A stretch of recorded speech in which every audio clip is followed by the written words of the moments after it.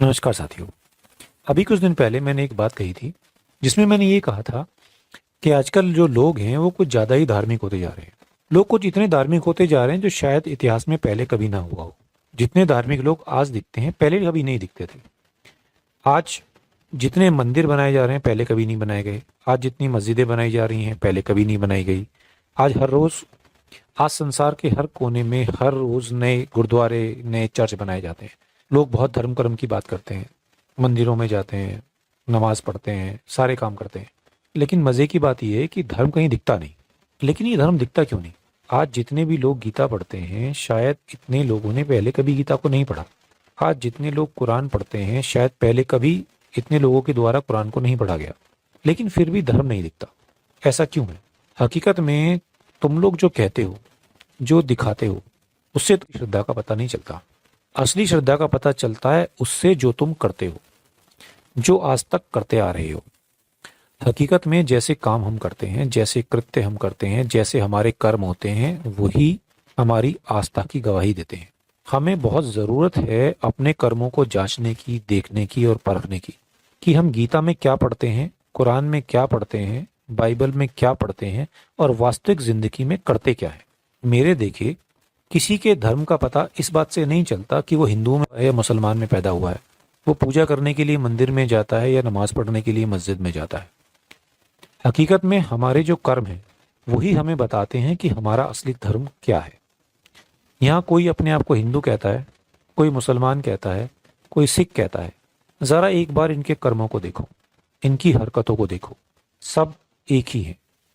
हर कोई पैसे के पीछे भाग रहा है, धन के पीछे भाग रहा है। क्या हिंदू नहीं भाग रहा है या मुसलमान नहीं भाग रहा? हर किसी के अंदर वासना भरी पड़ी है, चाहे वो हिंदू हो, चाहे मुसलमान हो, चाहे सिख हो। हर किसी के अंदर लोभ है, लालच है। ऐसा कौन है जिसके अंदर घृणा नहीं है? ऐसा कौन है जिसके अंदर एक दूसरे के लिए नफरत नहीं भरी हुई है? सब एक जैसे हैं। कोई भी अंतर अगर आपको दिखाई दे तो मुझे जरूर बताना। कोई भी एक अंतर आपको लगे तो जरूर मुझे कमेंट करके बताना कि हाँ ये फर्क है। सिर्फ कपड़े अलग अलग हैं, सिर्फ उनके कपड़ों के रंग अलग अलग हैं। किसी ने हरे रंग के पहन लिए हैं, किसी ने भगवा रंग के पहन लिए हैं, किसी ने सफ़ेद पहन लिए हैं। हकीकत में अंतरात्मा सबकी एक जैसी ही है। मैंने बहुत बार सुना है लोग मुसलमानों को क्रिटिसाइज करते हैं कि मुसलमान मांस खाते हैं। भाई क्रिश्चियन भी खाते हैं, सिख भी खाते हैं और अब तो आधे से ज़्यादा हिंदू भी खाते हैं। तो फ़र्क कहाँ है? कौन सा हिंदू है जो झूठ नहीं बोलता? कौन सा मुसलमान है जो झूठ नहीं बोलता? सब बोलते हैं। हकीकत में अगर सच कहूँ तो सबका डीएनए एक ही है। और हकीकत में आज जब हम हिंदू या मुसलमान जैसे शब्दों का इस्तेमाल करते हैं, ये जो शब्द हैं ये रिलीजियस शब्द नहीं बचे, ये एक्चुअल में पॉलिटिकल वर्ड हो गए हैं। आज के समय में जब भी यह हिंदू मुसलमान की बात करी जाती है, अल्लाह और भगवान की बात करी जाती है, तो वो केवल लोगों को लड़ाने के लिए की जाती है। लोगों को बताया जाता है कि तुम कितने अलग हो, लड़ो एक दूसरे से, एक दूसरे के सर फोड़ो। यहाँ ना किसी को राम से कोई लेना देना है ना रहीम से। सच कहूँ, मुझे तो किसी में भी किसी भी तरह की कोई आस्था, कोई विश्वास, कोई श्रद्धा परमात्मा के प्रति दिखती नहीं। जो आज राम का नाम ले रहा है वो भी राजनीति कर रहा है, जो अल्लाह अल्लाह चिल्ला रहा है वो भी राजनीति कर रहा है। हकीकत में दुख होता है इस बात को देख के कि आज ईश्वर अब आस्था का विषय नहीं बचा है, ये एक राजनीति का विषय हो गया है। और अगर बात करी जाए जिम्मेदारी की कि आज जो हालत पैदा हो गई हैं, इस तरह के हालात के लिए जिम्मेवार कौन? इस तरह के समाज के लिए जिम्मेवार कौन? तो जिम्मेदार मैं, आप। गलती किसकी? गलती मेरी, गलती आपकी। हम लोग हमेशा समाज के संगठनात्मक ढांचे की बात करते हैं कि समाज का ढांचा कैसा होना चाहिए। लेकिन हकीकत में समाज के संगठनात्मक ढांचे की बजाय समाज का मनोवैज्ञानिक ढांचा, उसकी मनोवैज्ञानिक संरचना ज़्यादा इंपॉर्टेंस रखती है। आज के समय में हमारे समाज का जो मनोवैज्ञानिक ढांचा है, जो लोगों की मनोदशा है, वो पूरी तरह से लालच पे, बटोरने पे, एक दूसरे से आगे निकलने की होड़ पे, एक दूसरे को नीचा दिखाने की होड़ पे, महत्वाकांक्षा पे और डर पर टिकी हुई है। हर किसी को केवल इस बात की चिंता है कि मेरी सेफ्टी सबसे ज़रूरी है। मैं ठीक रहूं, मैं सेफ रहूं, मेरा परिवार, मेरे बच्चे, मेरी दौलत, मेरी धन, मेरी संपत्ति, मेरा पद, ये बना रहे। इस पे किसी तरह की कोई आंच ना आए। आज के टाइम में यही है हमारे समाज का, हमारी सोसाइटी का असली ढांचा, जिसे हम लोगों ने ही बनाया है।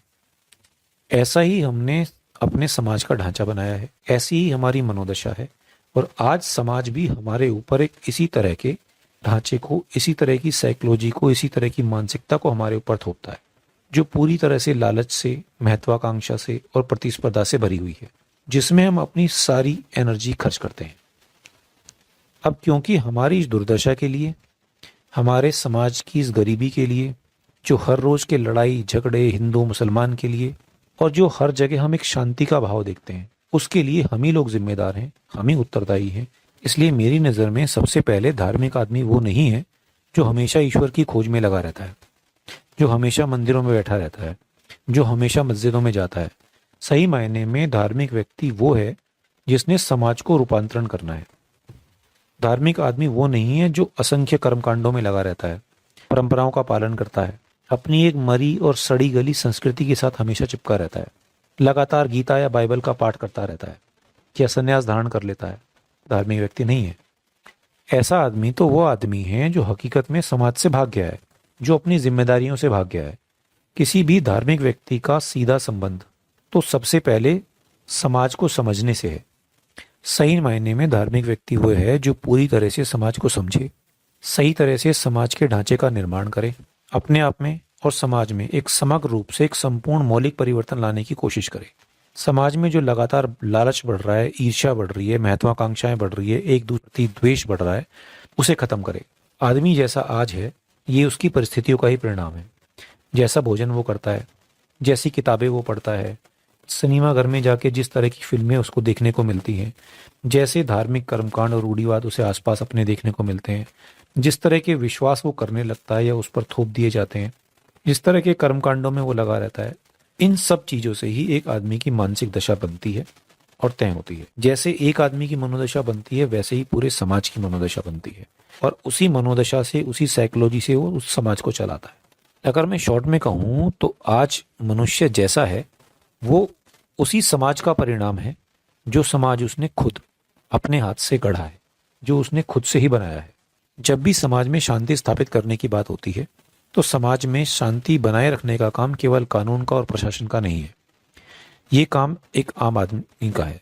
जब तक आम आदमी इस चीज की जिम्मेदारी नहीं लेता और अपने दिमाग को ठीक नहीं करता, अपनी मनोदशा को नहीं सुधारता, तब तक कानून और प्रशासन चाहे कितनी भी कोशिश कर लें, समाज में कभी भी शांति नहीं आ सकती।